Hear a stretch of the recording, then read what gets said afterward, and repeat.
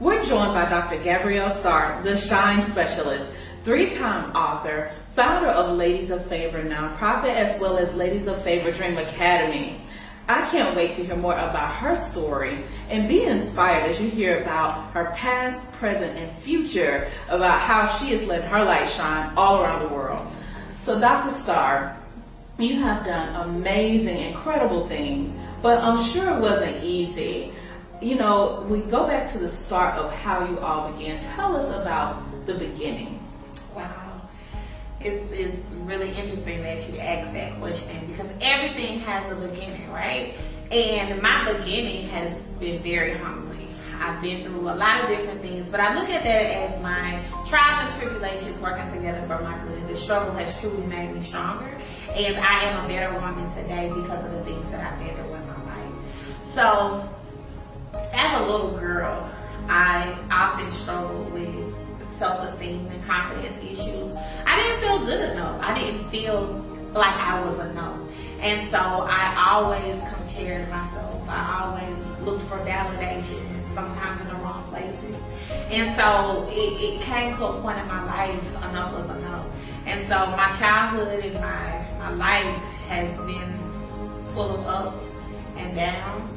But today, I am really grateful for the journey because it has definitely allowed me to be who I am. So let's talk about that little girl for a moment, because you've made it your life's work to inspire young women, little girls to shine bright in dark places.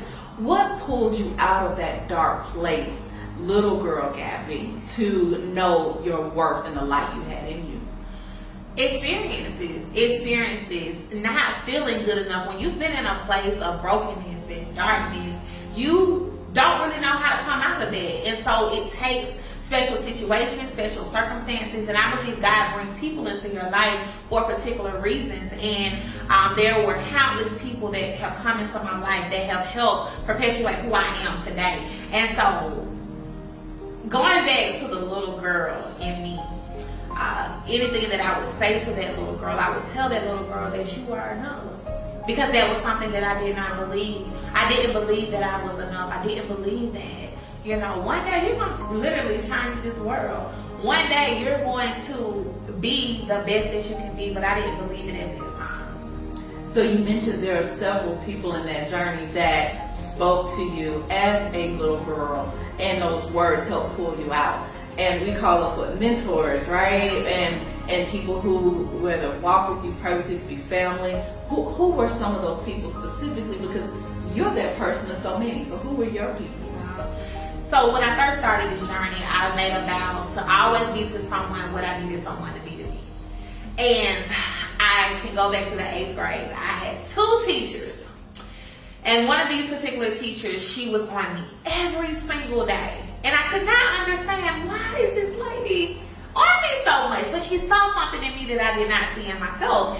And so I remember one particular day, we got our yearbooks, and this lady, she wrote in my book, B minor, B major, be a lady. And I'm like, why did this lady just, take up an entire space in my yearbook? But it wasn't until years later, I looked at that, and it was my 2 8th grade teachers, and it basically is the mantra that Ladies of Favor, has today: be minor, be major, always be a lady. And that stuck out to me because what it stated was, to me, if no matter what situation you're in, whether you're up, whether you're down, always be a lady. Always maintain integrity, class, things of that nature. And so those individuals were around. I had a mentor during my high school years. I was a part of an organization that definitely changed my life and my experiences. Taught me about sororities and college life and all those different things.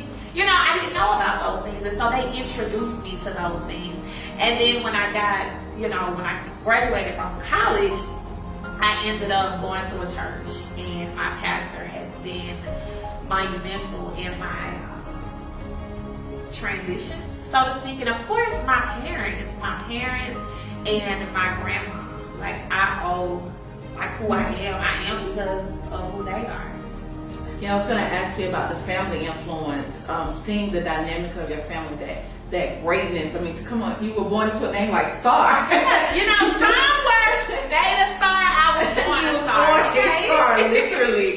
so to be born into that and to witness how the success of each one of you and your siblings was like the mission of your parents, and even to see your mother have a school. How did those things that your parents specifically did impact you directly?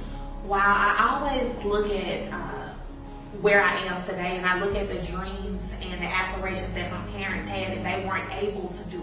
And I use that as motivation because my mother had me at the age of 17, right? And so at 17 years old, I'm sure she had dreams and aspirations of wanting to do other things. But here I am. And so she had to make a sacrifice. And throughout that sacrifice, a lot of things were put on hold. And so being able to see my mother live her dream, she's always been a caregiver to children. I mean, children, when we were young, everybody's calling my mom, and these things of that nature. And so to see her do what she wants to do, and it was really through the grace of God. God came in and literally changed the dynamics of our entire life. With my father, with my siblings, because we have humble beginnings. I didn't mention those things that we've had to endure. Countless nights of having to move. I moved 13 times before I graduated high school. Having to sacrifice. Parents weren't able to pay bills and utilities and all those different things, and so there were things we had to go without sometimes. But that was the start. It's not how you start, it's how you finish. But one thing about it, my dad, and I don't care what my dad has been through in his life, my dad has always been the type that instilled in us, when you go out as if you own the world. And so that's something that I've taken with me throughout the years, and that's that. Wow, that's such a powerful statement. Go out like you own the world, and to see you shift now into the belief in walking that. So there's an in-between. There's some things that led you to present day, to own who you are. Even as we prepare for this, you say, what? It's just time for me to shine. As you're sharing with other women to shine, how are you shining now in what you're doing today? Yeah,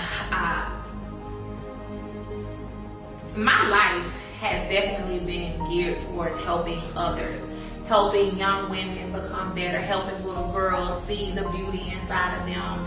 And that, I didn't understand that from the beginning. Like, why am I doing all of this? Why do I have to be the one that has to help this young girl who may be experiencing issues with self-esteem and confidence and all of those different things?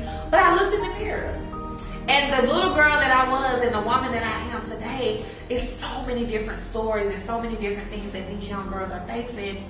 That was me. And so I had to do what I had to do for others. We all have a purpose in this world, right? We all have something that we're supposed to do. And my calling, my gift, it's not just for me. And if I sit on it, how dare I? Because there are so many people that are missing out on what they could potentially be if I just walk into who I am.